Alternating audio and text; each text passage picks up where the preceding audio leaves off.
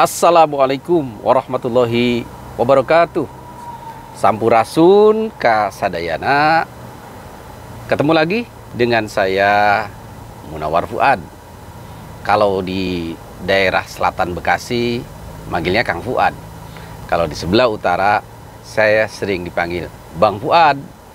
Saudaraku, sahabatku dimanapun, saya sedang perjalanan dari pekerjaan rutin dari Jakarta sekarang ke Bekasi, ke Cikarang. Kalau teman-teman saya ada yang tanya, Kang Fuad, Bekasi itu masuk Jawa Barat atau masuk Jakarta? Ya, saya bilang dua-duanya. Karena secara administratif Kabupaten Bekasi memang ada dua. Ada Kota Bekasi, Kabupaten Bekasi. Dulunya satu. Beda administrasi pemerintahan, tapi Bekasi punya perjalanan sejarah yang panjang banget, pra kemerdekaan, era perjuangan kemerdekaan, dan pasca kemerdekaan, dan sekarang sejarah kontemporer Bekasi, sejarah masa kini dan masa depan. Itu adalah sejarah yang memadukan di mana para warga-warga daerah, warga lokal, ya lokal community dari Sunda, Betawi, Banten sudah berbaur dengan warga-warga dari Nusantara, bahkan mancanegara. Lebih dari 30 negara foreign investor yang datang ingin menanamkan investasi dan berusaha di Kabupaten Bekasi.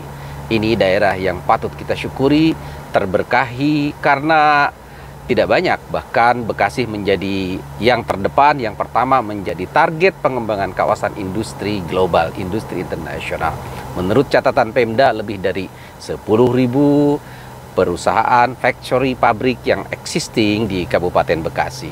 Dan ini juga sesuatu yang menjadi tantangan bagaimana kita memadukan antara kehidupan masyarakat yang memang berasal tumbuh dari sejarah panjang di Bekasi, kemudian dengan warga dari Nusantara, dari berbagai daerah, Jawa, Padang, Batak, Melayu, Sulawesi, dan sebagainya, juga berbagai bangsa yang hadir datang di Bekasi untuk berinvestasi, dari Amerika, dari Jepang, Korea, Inggris, Perancis, India, banyak sekali, Singapura dan negara-negara ASEAN berinvestasi dan menjadikan Bekasi sebagai sentra dari pengembangan kawasan industri internasional. Dalam sejarah kontemporer yang saya kaji, yang saya pelajari dalam keseharian saya sebagai akademisi, saat ini saya mengabdi di Presiden University atau Universitas Presiden di Cikarang. Bekasi memiliki 5 pilar komunitas masyarakat yang saya sebut dengan masyarakat industri global Bekasi. Yang pertama adalah government and parliament. Di sini adalah pusat pemerintahan, pemerintahan regional Jawa Barat dan juga pemerintahan DKI, dan juga ada pemerintah daerah Kabupaten Bekasi. Pemerintahannya Kabupaten Bekasi dipimpin oleh Bupati. Dan juga ada parlemen daerah, yaitu parlemen anggota-anggota DPRD Kabupaten yang sekarang jumlahnya 55 orang. Juga dari provinsi, dan ada 10 perwakilan DPR RI yang mewakili Bekasi, Karawang, Purwakarta. Tentu ini menunjukkan bahwa kebersamaan, keterpaduan semua stakeholder di pemerintahan, baik eksekutif, legislatif, yudikatif, TNI, Polri, memiliki satu peran penting di dalam memerankan peran masing-masing untuk membangun daerah.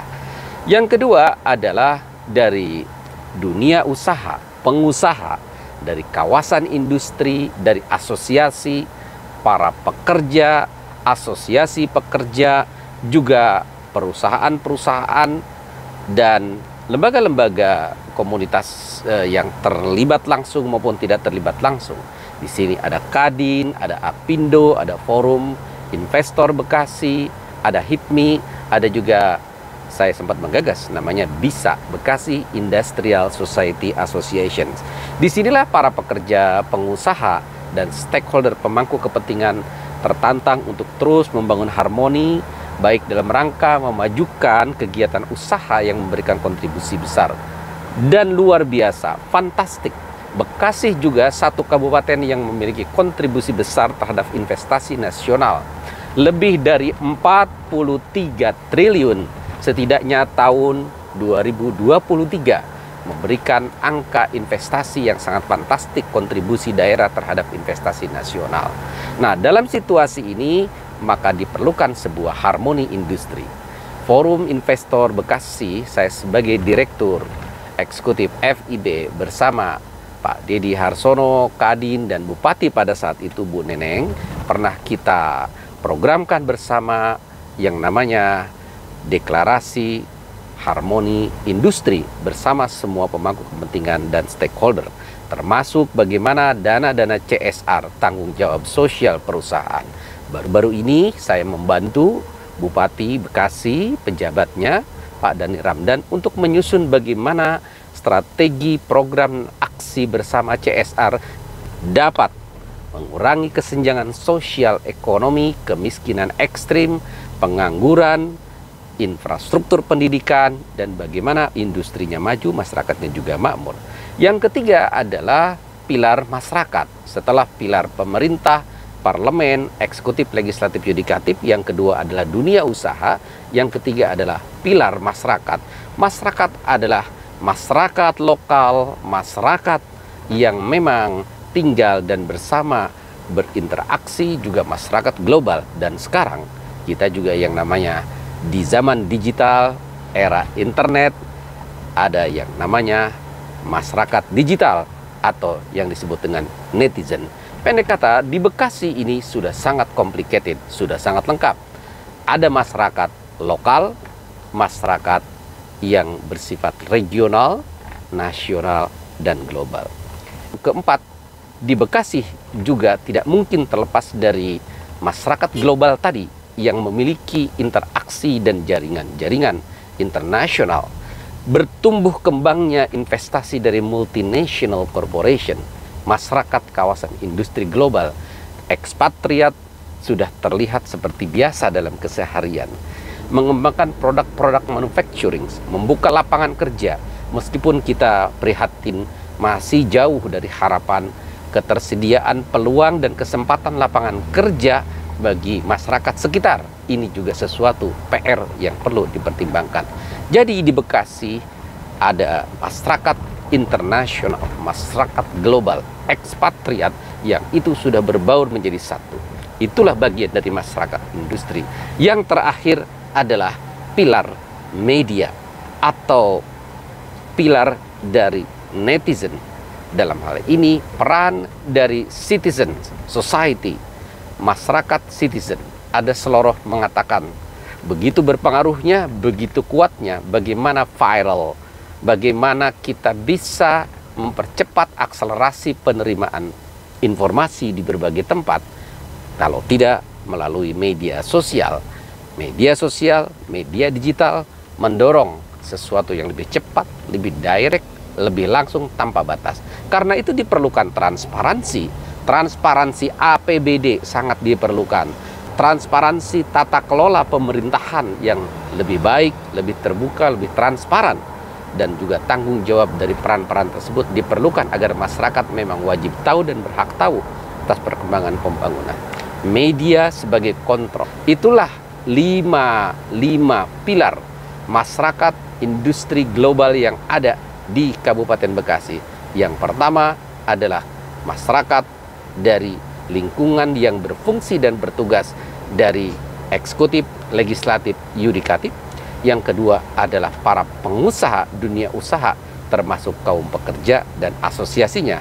Yang ketiga adalah masyarakat civil society, di dalamnya termasuk lembaga pendidikan, LSM, ormas-ormas, dan lingkungan masyarakat lainnya. Yang keempat adalah komunitas global yang direpresentasikan dari mereka yang terdiri dari para investor, pengusaha, pekerja, expert, juga bersekolah di Universitas Presiden sebagai salah satu universitas swasta yang memiliki daya tampung dan minat dari para mahasiswa-mahasiswa asing terbesar. Terakhir adalah masyarakat digital atau masyarakat media, netizen.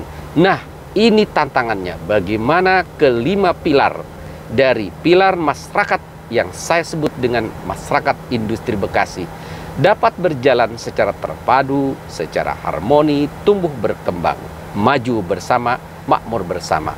Tujuannya semangat dan spirit mahadaya agar semua menjadi makmur, bahagia dan berdaya, lahir dan batin.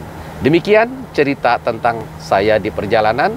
Di kiri kanan ada begitu banyak pabrik raksasa, ada perusahaan-perusahaan multinational corporation, perusahaan nasional, perusahaan global, 24 hours, 24 jam. Di daerah ini tidak pernah tidur, bertumbuh aktivitas perekonomian dan berinteraksi dengan kehidupan sosial. Semoga ke depan Bekasi sebagai bagian dari Nusantara memiliki perkembangan yang lebih maju, masyarakatnya harus makin berdaya, dipercepat capaian kemakmurannya, daya belinya, dikikis masalah-masalah pengangguran, dan juga harus diatasi masalah kemiskinan. Sangat tidak elok kalau kemiskinan ekstrim mencederai wajah dari peran-peran investasi. Diperlukan spirit good corporate governance. Ada niat baik, semangat baik dari semua pihak untuk membangun kebersamaan, semangat multi kolaborasi, dan untuk terus-menerus tanpa lelah mencoba memperbaiki kekurangan-kekurangan yang ada. Dibutuhkan kepemimpinan, dibutuhkan tata kelola yang baik, dan pembangunan yang terus berkelanjutan dalam semangat kebersamaan dan tanggung jawab bersama.